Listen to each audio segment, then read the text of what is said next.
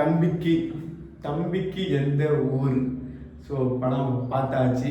தலைவரோட அப்போவே ஒரு ஓஜி பக்கா என்டர்டைன்மெண்ட் ஃபிலிம் அப்படின்னு கூட சொல்லலாம். ஸோ இதில் தலைவரோட ஹீரோ ஓகேவா ரோல் என்ன அப்படின்னு கேட்டீங்கன்னு வச்சுக்கோங்களேன், ஒரு பணக்கார வீட்டு பையன். பணத்தை தண்ணி மாதிரி செலவு பண்ணுற பையன். சரக்காக இருக்கட்டும், சாப்பாடாக இருக்கட்டும், என்ஜாய் பண்ணுற குடிக்கிறது எதுவாக இருக்கட்டும், தண்ணியை வந்து தண்ணி மாதிரி பணத்தை வந்து துச்சமே இன்றி செலவு பண்ணக்கூடிய ஒரு கேரக்டர் தான் ஹீரோ ஓகேவா. இவர் வந்து பார்த்தீங்கன்னா கோடிக்கணக்கில் சொத்து இருக்கு. இவன் இப்படி செலவு பண்ணுறதை பார்த்துட்டு அவங்க அப்பா என்ன நினைக்கிறாரு அப்படின்னா, இவன் இப்படியே இருந்தான் அப்படின்னா என் சொத்தெல்லாம் அழிச்சிருவான், செலவு பண்ணியே அழிச்சிருவான் அப்படின்ட்டு இவனுக்கு டிசிப்ளின், அதாவது பணத்தை எப்படி செலவு பண்ணணும், எப்படி பணத்தோட மதிப்பு, பணத்தோட வேல்யூ தெரிஞ்சுக்கிறதுக்காக அவர் என்னன்னா ஒரு சேலஞ்சு தான் பையனுக்கு சொல்லுவாப்புல. அது என்ன சேலஞ்சுனா, ஒரு வருஷம் உங்ககிட்ட பணமே இல்லாமல் நீ ஒரு பணக்கார வீட்டு பையனை மறந்துட்டு ஒரு கிராமத்தில் போய் ஒரு வருஷம் நீ கஷ்டப்படணும். அதாவது அந்த கிராமத்தில் அவங்க சொல்கிற வேலையை செய்யணும், அவங்க கொடுக்குற சம்பளத்தை வாங்கி நீ அதில் தான் வாழணும், உனக்கு இந்த பணக்கார ஆடம்பரங்கிறதா அது இதுவே நீ மறந்துடணும் அப்படின்னு ஒரு சேலஞ்சு தராது. அந்த விவசாயம் பண்ணக்கூடிய ஒருத்தர் இருப்பார் ஓகேவா. அவர் தான் மிலிட்ரி. அவர் வந்து நம்மளுடைய ஹீரோ அப்பாவுக்கு ஃப்ரெண்டு. ஸோ இதுதான் சேலஞ்ச் ஓகேவா. ஒரு வருஷம் வந்து இவர் போயிட்டு வில்லேஜில் ஓகேவா அவர் கூலி வேலையோ என்ன வேலையோ செஞ்சு காப்பாற்றி ஒரு வருஷம் திரும்ப ஒடியாந்துடாம சென்னை பக்கமோ பட்டினம் பக்கமோ திரும்ப ஒடியாராமல் அங்கே ஒரு வருஷம் சர்வே பண்ணிட்டாரு அப்படின்னா தலைவருக்கு இங்கே இருக்கிற கோடிக்கணக்கான சொத்து வந்து அவங்க அப்பா உடனே கொடுத்துருவாரு. இதுதான் சேலஞ்சு. ஸோ இதுதான் தலைவரோட ஒரு ரோல். இவர் வந்து டக்குன்னு பார்த்தீங்கன்னா சிட்டியில் வந்து வில்லேஜுக்கு மூவ் ஆனாரு. ஸோ அப்போ அங்கே நடக்கிற சின்ன சின்ன இன்சிடென்ட்ஸ் எல்லாமே பார்க்க சூப்பராக இருக்கும். அதை தாண்டி அங்கே வந்து ஒரு கேரக்டர் இருக்கும், மிலிட்ரின்னு ஒரு கேரக்டர் இருக்கும். உண்மையாக வில்லேஜில் வந்து ஊரில் ஏதாவது எல்லா ஊர்லேயும் இருப்பாங்கன்னு தெரியல, நிறைய ஊரில் வந்து பார்த்தீங்கன்னா வச்சுக்கலேன் ஒரு ரிட்டையர்டு வாத்தியார், ஒரு ரிட்டையர்டு மிலிட்ரி மேன் இருப்பாங்க.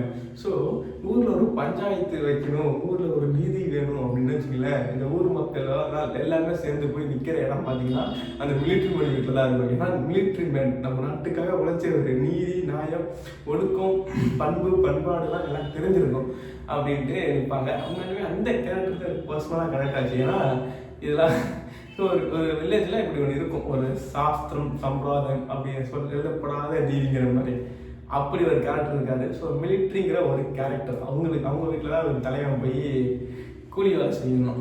ஸோ அடுத்த கேரக்டர் வந்து பார்த்தீங்கன்னா அந்த வில்லேஜில் 2 பொண்ணு கேரக்டர் இருக்குது. ஒன்று வந்து மிலிட்ரியோட பொண்ணு நம்ம தலைவரை லவ் பண்ணும். ஆனால் தலைவர் அதோட அக்கா தங்கச்சி அந்த ஃபீல்டில் தான் பார்ப்பாப்புல. அதுக்கப்புறம் தலைவர் லவ் பண்ணுற பொண்ணு தான் வந்து பார்த்தீங்கன்னா ஒரு அடக்கா பிடாரி, அதாவது தலைவரோட ஓஜி ஸ்டைல். ஏன்னா உனக்கு பணத்தோட அருமை தெரியாது, பணம் எப்படி சேவிங்ஸ் பண்ணணும்னு தெரியாது, தான் அவனை வில்லேஜுக்கு அனுப்புகிறேன், அங்கே இதை கற்றுக்கிட்டேன்னு சொல்லி அவங்க அப்பா அனுப்பி வைப்பாப்புல. அங்கே போனால் தலைவன் அவன் எப்படி இருப்பானோ அதை விட ஒரு 2-3 மடங்கு அதிகமாக அங்கே ஒரு ஹீரோயின் இருப்பாங்க. அவங்க அதை பார்ப்பாங்க.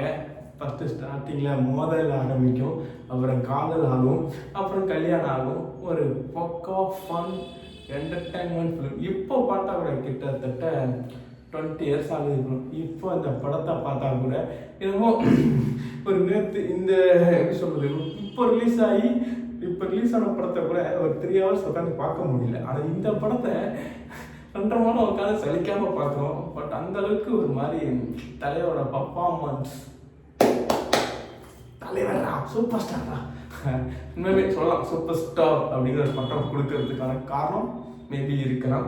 இந்த படம் என்னோட ஃபேவரட் சீன் அப்படின்னு பார்த்தீங்கன்னா வச்சிங்களேன், தலைவனே வந்து பார்த்தீங்கன்னா வச்சிங்களேன் ஒரு பணக்கார வீட்டு பையன். ஆனால் இவன் வில்லேஜில் போகும்போது நிறைய இடத்துல இவன் வந்து ஒரு கூலிக்கார பையன், இவன் ஒரு தொழிலாளி, இவன் கூலிக்காரன், இவன் அந்தஸ்து என்ன, இவன் தகுதி என்ன அப்படின்னு போர்ட்ரேட் பண்ணுவாங்க. அப்படி போர்ட்ரேட் பண்ணும்போது அது நமக்கே தோணும், தலைவன் எவ்வளோ பெரிய பணக்காரன், அவனை அசிங்கப்படுத்துறீங்களா அப்படிங்கிற ஒரு ஆவணம் அவங்களுக்குள்ள இருந்துச்சு. அதை தாண்டி வந்து பார்த்தீங்கன்னா வச்சுக்கோங்களேன், இந்த படத்துலேயே ரொம்ப ஒரு எனக்கு பர்சனலாக என்ன அப்படின்னா தலைவனே ஒரு பணக்கார வீட்டு பையன் பணத்தை தனி மாதிரி செலவு பண்ணுவான், ஒரு கேங்கும் அந்த மாதிரி செலவு பண்ணும். அப்போது ஒரு அந்த இடத்துல சோறு இல்லாமல் ஒரு ஏழை கேரக்டர் உள்ள வரும் சோத்துக்காக. அப்போ அந்த ஒரு கேரக்டர், அதாவது சோறு இல்லை, ஒரு பணக்கார பையன் கேங்கில் போய் சோறு இருந்தால் வாங்கி கொடுக்குன்னு கேட்குறான். அப்படி கேட்கும்போது அவனுக்கு வந்து ஒரு சிக்கன் பீஸ் வந்து ஒரு மாதிரி ஏதோ நாய்க்கு போகிற மாதிரி போட்டு அது ஒரு மாதிரி சீன் வரும். அந்த சீனை பார்க்கும்போது தலைவர் வந்து காப்பாற்றுவார். அவனை காப்பாற்றிட்டு அவன் சொல்லுவான், அவன் நாய் மாதிரி ட்ரீட் பண்ணாலும் திங்க சோறு கொடுத்தாங்க அப்படின்னு. அப்போ தலைவர் சொல்லுவாப்புல, காசு மூஞ்சில் விசிறி விட்டு, டா உனக்கு காசு தான் வேணும், நாய் மாதிரி சாப்பிட கற்றுக்கிட்டேன், மனுஷன் மாதிரி வாழ கற்றுக்கலையாடா அப்படிங்கிற ஒரு யதார்த்தமான டைலாக். அது மனுஷன் மாதிரி எல்லாம் இருக்குடா, ஏன்னா மிருகம் மாதிரி இருக்கீங்க அப்படிங்கிறத கூட மீன் பண்ணோம்.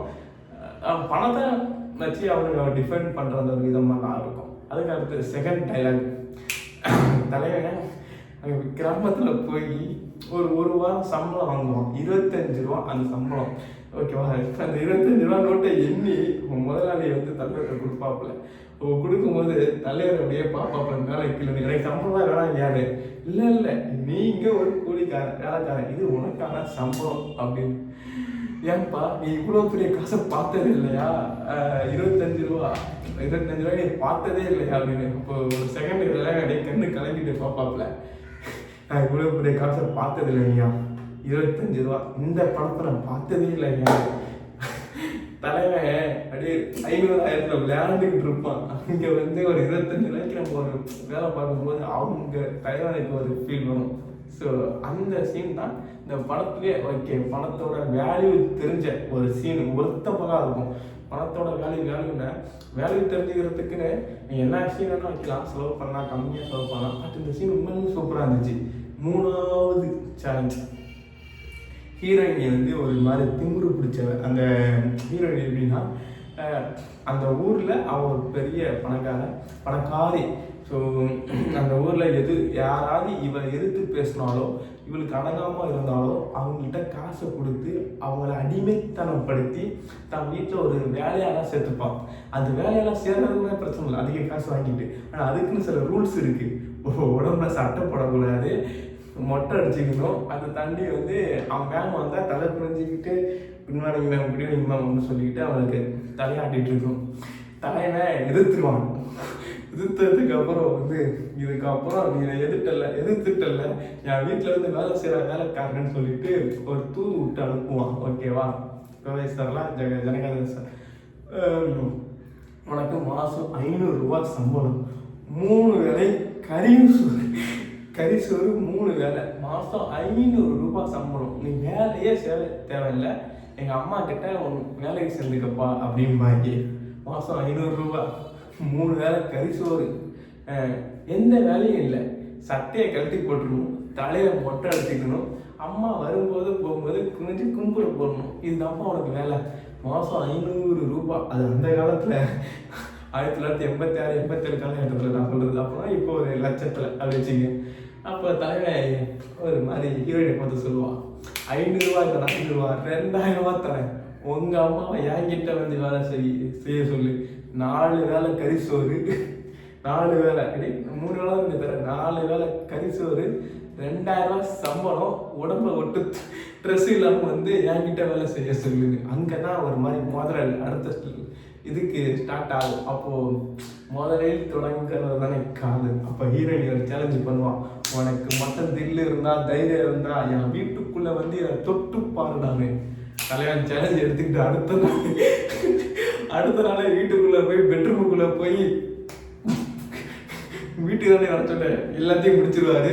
அப்புறம் இந்த கதை கல்யாணத்தில் முடிஞ்சு ஜாலியாக போயிடும். அவ்வளோதான் கதை.